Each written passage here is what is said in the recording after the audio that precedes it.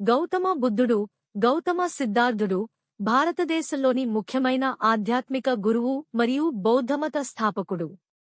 ఆయన జీవితం భారతీయ ధార్మిక చరిత్రలో గొప్ప ప్రభావాన్ని చూపింది. బుద్ధుడి జీవిత కథను తెలుసుకోవడం ద్వారా ఆయన బోధనలు మరియు మార్గాన్ని బాగా అర్థం చేసుకోవచ్చు. గౌతమ బుద్ధుని జననం. గౌతమ బుద్ధుడు క్రీస్తు పూర్వం 563లో నేపాల్లోని లుంబిని గ్రామంలో జన్మించారు.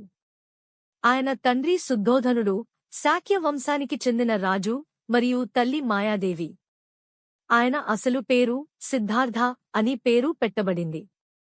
సిద్ధార్థ అంటే ఇచ్చిన లక్ష్యాన్ని సాధించినవాడు అని అర్థం. యువకుడిగా జీవితం. సిద్ధార్థుడు రాజసమాజంలో త్రిపుష్టితో జీవించారు. ఆయనకు సుఖసంపదలతో కూడిన జీవితం కల్పించబడింది.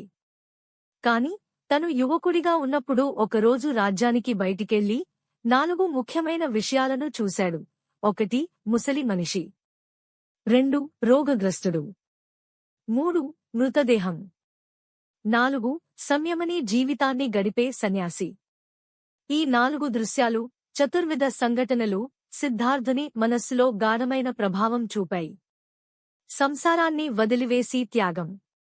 ఈ సంఘటనల తర్వాత సిద్ధార్థుడు 29 ఏళ్ల వయసులో తన కుటుంబాన్ని, రాజ్యాన్ని వదిలివేసి సన్యాస జీవితాన్ని ప్రారంభించారు.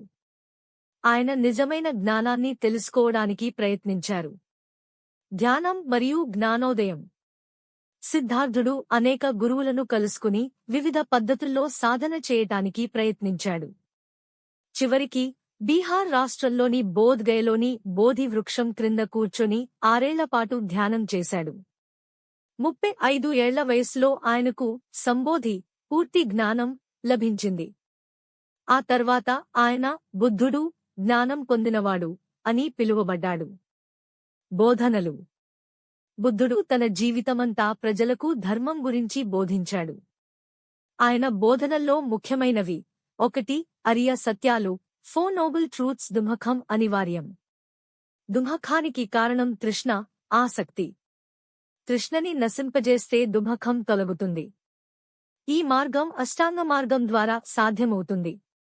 2 అష్టాంగ మార్గం, 8 పాత్. సమ్యక్ దృష్టి, సమ్యక్ సంకల్పం, సమ్యక్ వాక్కు, సమ్యక్ కర్మ, సమ్యక్ ఆజీవం, సమ్యక్ ప్రయత్నం, సమ్యక్ స్మృతి, సమ్యక్ సమాధి.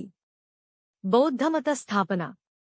గౌతమ బుద్ధుడు అనేక రాజ్యాలను సందర్శించి తన బోధనలు ప్రచారం చేశారు. ఆయన దర్శనానికి అనేక మంది ప్రజలు ఆకర్షితులయ్యారు.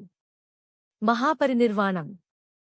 80 ఏళ్ల వయస్సులో బుద్ధుడు కుశీనగరంలో పరమ శాంతిని పొందారు. ఈ సంఘటనను మహాపరినిర్వాణం అంటారు.